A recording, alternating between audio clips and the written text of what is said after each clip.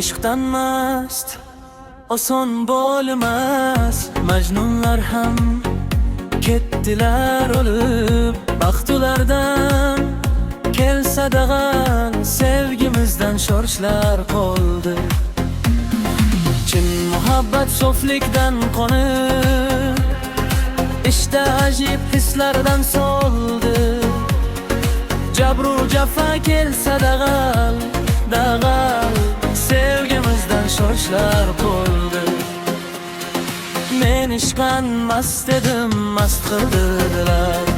Kuydirding, kuyganim past qildilar. Yor sizdan ayrilish tushga o'xshadi. Yomonlar bu tushni rost qildilar.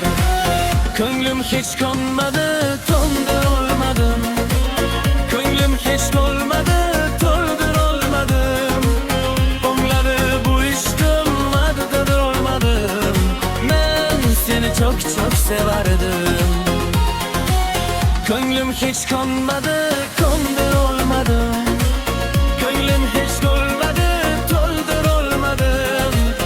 Olmadi bu ishqim, oldir olmadim. Men seni çok sevardim.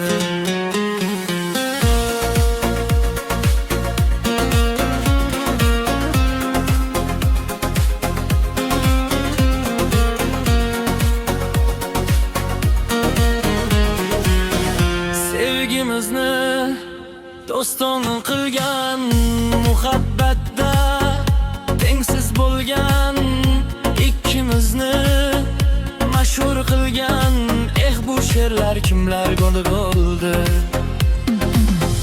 Dildan dilga ko'chib yurgan so'zlarin har oshiq bilgan. O'z davrida eng zo'r bo'lgan sevgimizdan shorishlar qoldi. Men ishqdan mast edim, mast qildilar. Kuydirding, kuyganim past qildilar. Yor sendan ayrilish tushga o'xshadi. Yomonlar bu tushni rost qildilar. Ko'nglim hech ko'nmadi, to'ldir olmadim. Ko'nglim hech to'lmadi, to'ldir olmadim. Olmadi bu ishqim, oldir olmadim. Men seni çok sevar edim. Ko'nglim hech ko'nmadi, to'ldir olmadim. Ko'nglim hech to'lmadi, to'ldir olmadim.